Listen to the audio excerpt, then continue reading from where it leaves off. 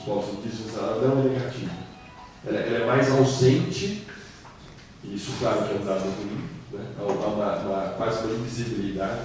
Teve entrevistados, assim, no caso extremo, que disseram assim, mas ainda tem índio no Brasil? Então, vocês terem uma ideia. Né? Mas é mais uma imagem ausente ou eventualmente romântica do que negativa. Então, é isso que o Spence falou, quer dizer, existe um espaço grande de avançar, né, nessa luta por direitos, porque quando as questões são colocadas, a maioria da população tende a apoiar, tende a achar que é justo, né, as demandas são justas, né, a gente colocou frases do tipo, é muita terra para pouco índio. A grande maioria discorda, acha que sim, que tem que ter terra suficiente para manter os modos de vida, né, etc.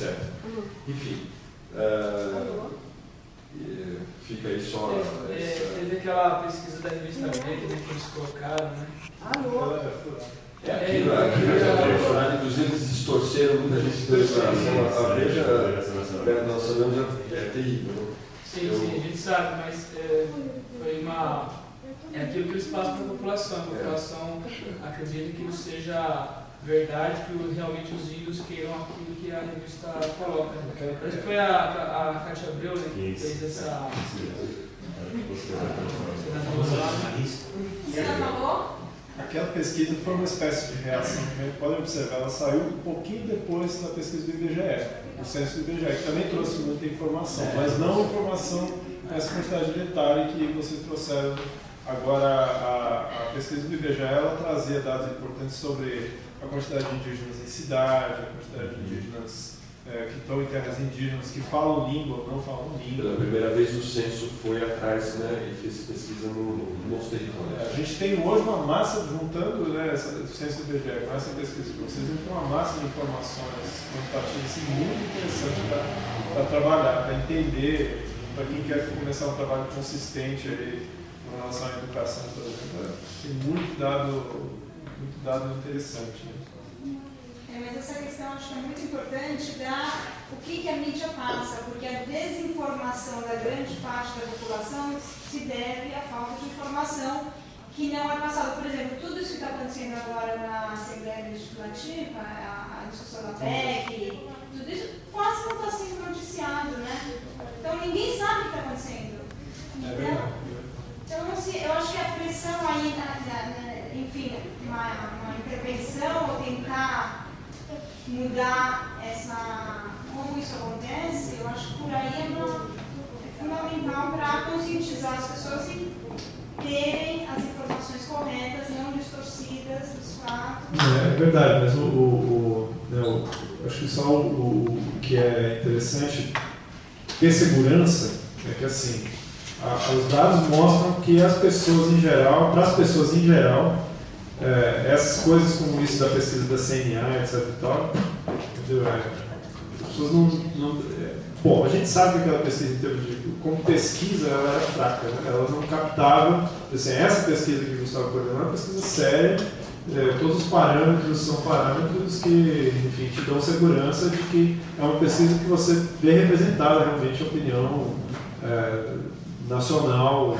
está ali, né? Dá para você ter segurança que aquilo ali representa. Essa de CNA, ela né, enfim, o Gustavo depois pode até dar os detalhes aí, mas tem um monte de malandragenzinha ali para poder dar a impressão de que aquilo ali vale pelo todo da opinião geral do brasileiro, e não é. Enfim, então, nesse sentido, eu acho que o ministro precisa ter segurança. Pode até sim, de fato, falta muita informação, mas eu repito, o episódio nos Kaiowá e Guarani no ano passado mostra que se as pessoas, se a informação chega às pessoas ficam a favor dos índios. Né? E é por isso, talvez, inclusive, que a mídia em geral escolhe para ignorar, né, ou distorcer as informações. Você sabe que, a princípio, a maioria dos brasileiros é favorável à causa dos índios. Eles encobrem totalmente.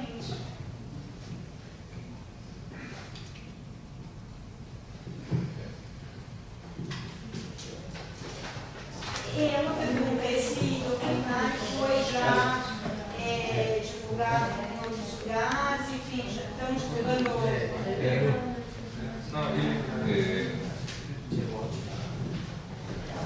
eu acho que ainda é uma das partes que tem que ser resolvidas. Quando o documentário acabou, logo na sequência acabou a Idete, que era a instituição que fez o documento. E a distribuição desses 1000 exemplares desse kit aqui, ela foi feita ela não teve uma estratégia, mesmo porque esses 1000 documentos foram rapidamente distribuídos entre as pessoas que conhecem o tema. Então ele não teve uma estratégia para chegar nesses que não conhecem o tema, que poderiam influenciar de alguma maneira. E isso foi, eu acho, uma falha, né? E eu acho que é isso que eles agora estão tentando reativar, né? Tentando fazer mais cópias, tentando levar para as pessoas. E eu acho que tentaram pensar de uma maneira estratégica a quem atingir, né? Eu acho que isso é uma coisa que foi levantada agora. Porque eu acho que tem muitas possibilidades. Por exemplo, agora teve o Festival Arte de Verdade, que eu acho que se caberia super bem, né? E tem aqui do lado a sala de cine Clube Crisantino, que tem um grande público, e o tema é perfeito, porque eles tratam justamente desses temas. Eu acho que o documentário ele deve ser acompanhado do Timóteo, dos meninos, e ele é parte de um, né, porque é eles que realmente podem dar o depoimento, eles que podem fazer com que a coisa aconteça. Isso tem custo, isso não é simples, né? Então tem que ter uma mobilização para que isso aconteça. O fato de não ter mais o IDET é um problema, a gente precisa retomar. Mas ele tem vida própria também, quer dizer, ele passando mesmo sem... É exatamente isso que eu ia complementar, né? O Emerson estava aqui conversando comigo, né? A gente não viu no YouTube, mas parece que não viu, né? Não sei se já tem. Quando o projeto é financiado pelo FEMA, ele só não pode ser vendido. Fora isso, é para estar no mundo. Eu acho que a gente eu acho que tem uma questão que é o kit completo, que é o processo, que é educativo, que é a capa, que é a presença das lideranças guaranis, seja o Timóteo, ou as pessoas que participaram, o Gerard, Paulinho, assim, levando essa conversa, que é um processo que eu acho que a gente deve levar, mas que eu acho que o documentário em si, ele tem um grande valor, né? E a gente procura organizar alguns debates. Esse é o segundo, né? O ano passado nós tivemos na Uma Paz, que é da Secretaria de Verde do Meio Ambiente, e não foi para o Crisantempo, porque amanhã no Crisantempo vai ter o Entre a Cidade e a Floresta. Então daí eu conversei com ele, né? E aí conversei com o Crisantempo, e aí ela falou assim, a gente vai fazer na Semana do Índio o Entre a Cidade e a Floresta, mas traz aqui para a gente ver, e aí a gente agenda numa outra agenda, né? Então, eu acho que tem vários espaços que podem abrigar, e eu acho que é muito legal a gente trazer para cá, eu digo para cá, porque a gente já passou, já foi, bom, as pessoas conhecem lá em Parelheiros, mas, pô, e aqui, né? Então, eu acho que vale sim a gente fazer um esforço, e tem coisas que tem custo, mas tem coisas que, na verdade, eu acho que solidariamente a gente consegue fazer, né? A gente vai dar carona para o Timóteo, enfim, né? E é só chamar as pessoas vão, né? Isso que eu acho que se a gente fizer um próximo no Crisantempo, eu acho que vai bombar, né? A gente pode já falar amanhã, né? Que, vamos fazer um outro e tal, acho que vai ser legal. Falando sobre o tema de hoje, essa ideia de levar pela educação cabe muito bem no contexto, a gente tem que ir pelas brechas. Então a gente tem que buscar os vereadores que apoiam, igual teve o Pena, que fez todo o discurso porque foi convidado lá para participar do Telegram, entre outros, né? Tem o Adriano Diogo, tem Nabil aqui, e outros aí para reforçar esse discurso, porque ninguém está inventando moda aqui, ele só vai entrar dentro do contexto de uma lei que já existe. Falar do índio que está no século XXI, não no século XVI, que conta a história e depois não se fala mais. E nosso jovem, ele sabe mais da história do Napoleão Bonaparte, até das guerras púnicas, do que aconteceu lá na antiguidade, do que da história dos índios do Brasil. Eu tenho certeza que a maioria da população brasileira apoia, porque todo brasileiro sempre tem uma referência das suas raízes indígenas, né? Então, esse brasileiro, ele é solidário, porque ele realmente fala, meus avós, meus bisavós, então todo mundo tem essa história no Brasil todo. E eu vejo que é por aí.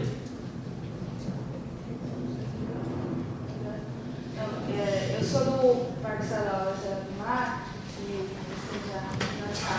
e lá a gente acaba recebendo muitas pessoas que, quando a gente acaba entrando na parte de civilização, explicando o porquê do parque, explicando o porquê das águas ao entorno e o porquê das aldeias. Nós temos a Curucutu e a Tenondé no entorno, né, na zona de amortecimento, e 2 aldeias dentro do núcleo.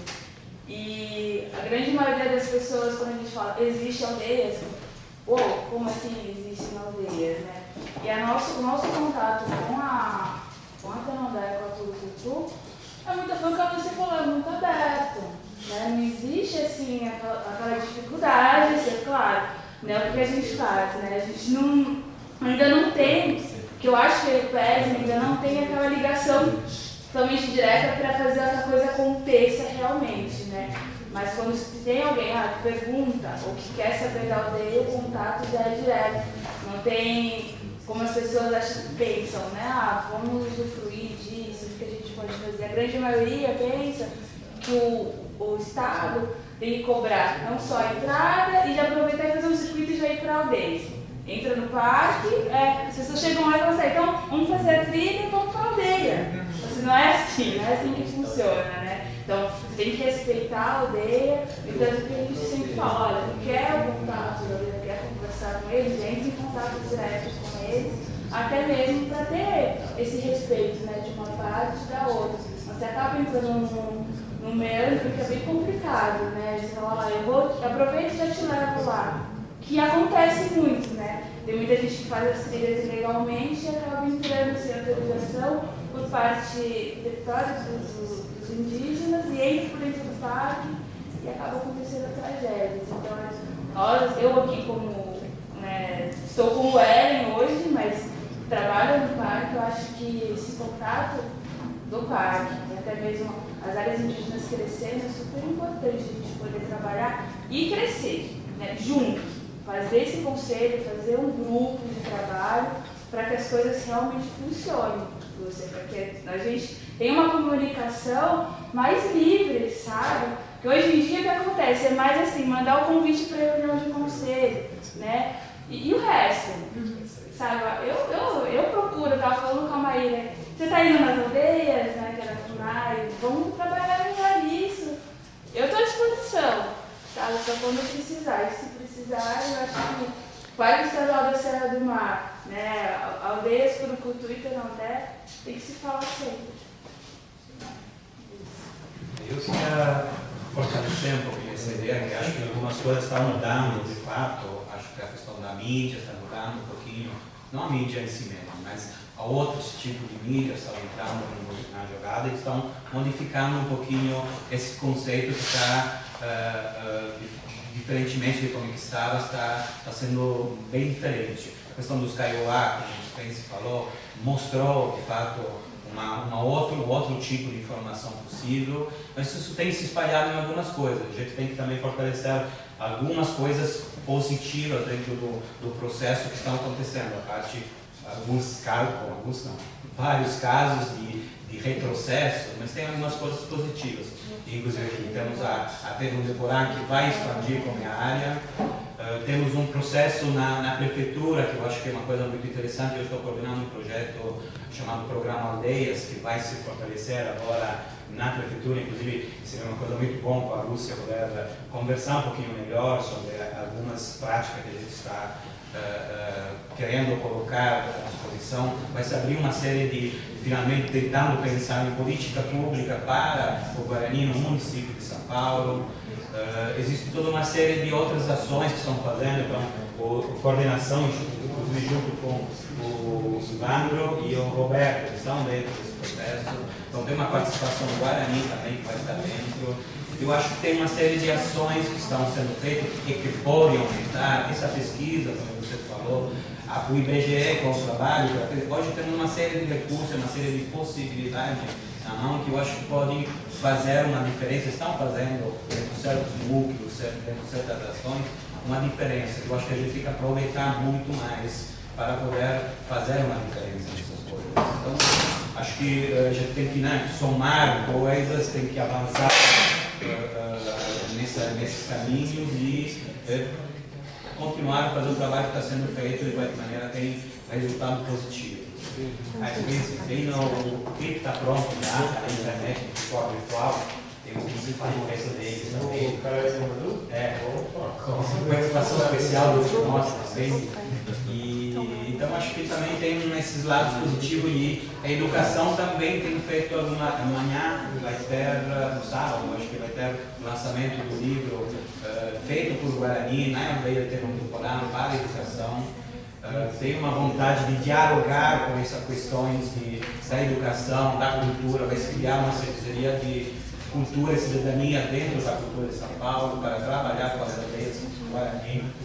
Vai se criar uma secretaria, é isso? Um departamento, vai formular uma série de coisas, vai criar um departamento chamado de Cultura e Cidadania, onde o programa Aldeias, que estamos organizando, vai ser locado dentro desse organização. E isso vai se expandir provavelmente dentro das possibilidades e dessas coisas. E a ideia é trabalhar, inclusive, com a questão da educação, e a gente está articulando, inclusive, eu não sabia dessa carta, mas agora vou puxar uma série de coisas, uma série de reuniões nas aldeias para ver quais são as demandas, quais são as questões que são levadas, e a carta já faz isso, né? É bom a gente recuperar os esforços feitos, faz já isso para que cada aldeia traga o conteúdo que possa ser trabalhado para as ações que o programa Aldeia vai incorporar e que a prefeitura tem que, de qualquer maneira, aprender a dar com uma política pública que perceba essa dimensão e criar uma agenda Guarani para São Paulo, que é uma proposta nesse sentido, para quebrar essa questão da acessibilidade. Isso é uma questão muito forte que estava colocando. Hoje tem muita gente que tem uma visão diferente disso. Na verdade, acho que sempre teve, mas quem fazia a informação são essas mídias, a Veja e outra, onde colocam claramente a situação. Hoje, com a informação um pouquinho, com os dados mais abertos, muitas coisas estão mudando. Eu acho que a gente tem que aumentar esse tipo de acesso, tem que aumentar esse tipo de informação, e eu acho que hoje, finalmente, temos possibilidade de fazer isso de maneira muito mais abertamente, muito mais fortemente. Eu acho que a gente tem que ir nesse caminho. Ele já existe? Existe há 3 anos, na verdade, nasceu dentro do programa educacional, que é o programa da aldeia. Da Secretaria de Educação? Não, era ligado dentro da Secretaria do Fomento, da Formação, de formação dentro da Secretaria de Cultura.